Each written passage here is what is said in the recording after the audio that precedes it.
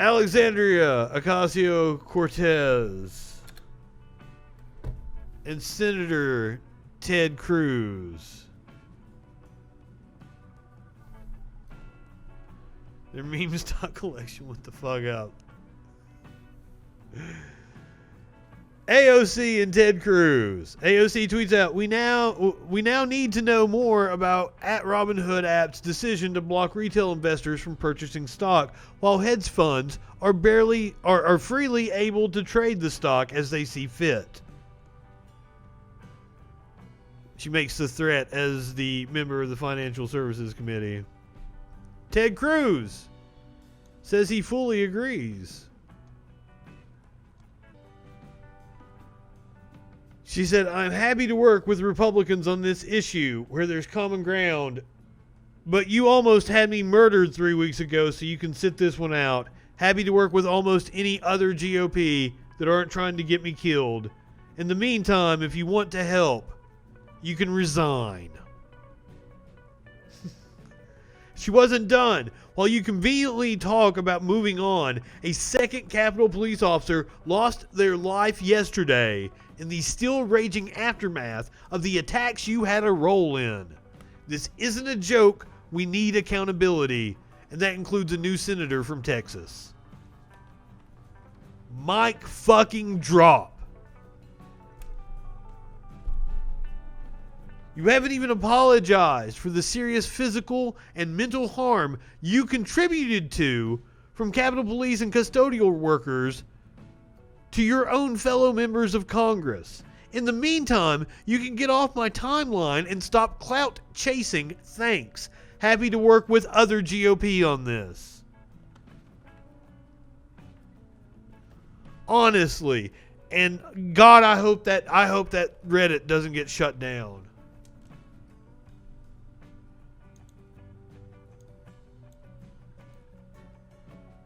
Let's hear from AOC and what she has to say about the violent aftermath and the Republicans' positioning on it. I actually sense a profound difference between the Republican caucus of last term, the 115th Congress, and the Republican caucus of this term that we are now, a few weeks into at this point.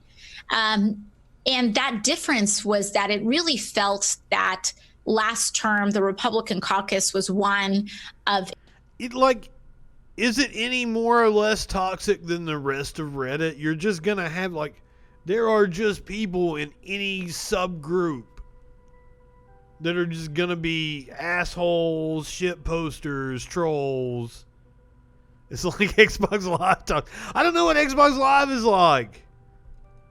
I'm a Sony fanboy. That's what I was. I don't want to say this close to having a PS5 because I was in the queue, but the queue was. I don't think I was close at all. Extreme fealty to Donald Trump.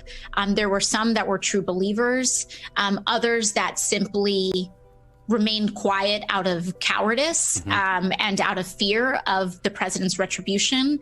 But this term, there are legitimate white supremacist sympathizers that sit at the heart and at the core of the Republican caucus in the House of Representatives. And we found out that militia groups were planning the attack on the Capitol since November. We keep learning more and more. While we found out that Republicans, 45 of them, said that the impeachment is unconstitutional, I don't know that by the time that the trial comes around, we won't know a hell of a lot more about what happened, and it's going to be a hell of a lot harder for them to vote against impeaching the motherfucker. We know they planned it, and we know that Roger Stone helped finance it. And what? It couldn't be any clearer, the connection straight to Trump.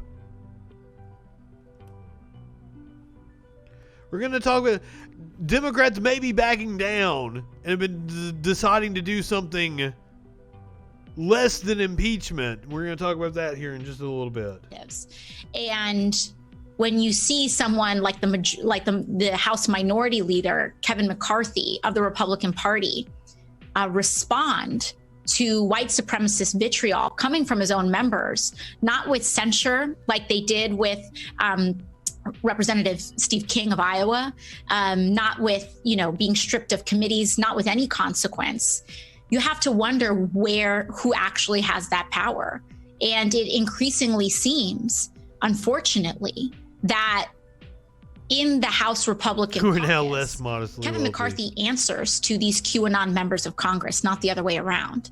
And that is something that frankly needs to be said. He said he was going to pull Representative Marjorie Taylor Greene aside after, NBC is owned by Comcast. NBC is not, and they've been sold in the last 10 years. So it's not the net when it was like fucking Keith Olbermann in the mid to late 2000s and shit. It's not the same network anymore. It's completely fucking different now. And it was never really that far left to begin with. Anything that sells advertising isn't really to the left. More like a neoliberal corporatist.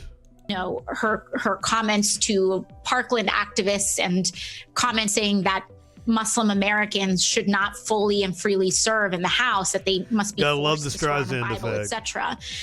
But I've seen Kevin McCarthy. Well, and this just makes it. And that representative. Same thing with the GameStop. It just makes the next time and the next company they do it to is going to be that much bigger. What Kevin McCarthy did was that he pulled him aside to essentially. I always watch the Majority Report after I do my show because I don't want it to slant Kevin what I do. McCarthy's lack of holding his own caucus accountable. I'm glad you bring that up. It's also Thursday, so not that I don't like old Matt, but I'm a little bummed out when I don't get Sam for the fun hour. I don't watch the Majority. I get off doing my show and I watch the Majority Report to make dinner. Because I don't, and then I get really excited when they play the same video clips I play and shit. I'm like, I did a good job. That's how I'm doing. I feel good when I'm like, all right, I'm covering the same kind of angle and everything. But I don't want them to slant me any more than they're. I mean, fuck, I've been listening to Sam since he was on Air America back in the mid 2000s. So, any more than Sam has already slanted me. Is one major reason why I went to the floor last year to hold Yoho accountable myself. And so Agreed. When I hear that Representative McCarthy is going to pull a member aside who has made white supremacist sympathizing comments, the thing that I think is, what is he going to tell them? Keep it up? Probably. Fucking Ken McCarthy's probably a white supremacist. For violence. There's no consequences for racism, no consequences for misogyny, no consequences for insurrection. And no consequences means that they condone it. It means that silence is acceptance. And they want it because they know that it is a core animating political energy for them.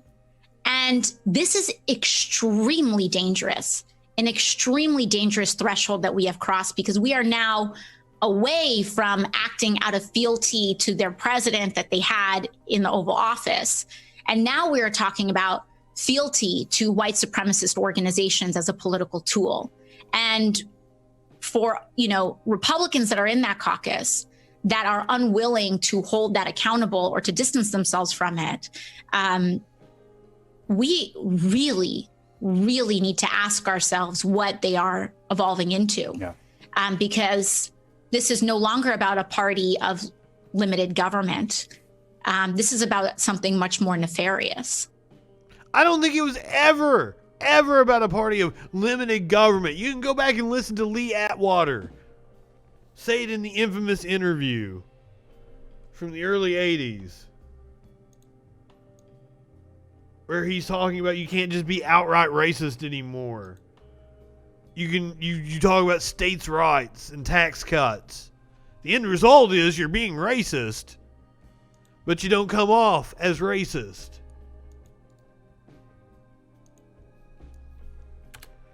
But now, Tucker Carlson didn't take too kindly to AOC's comments. Equity and inclusion means that you will believe. I don't know. I think AOC happened after Tucker, so I'm not saying he actually reacted to her, but these go together pretty well.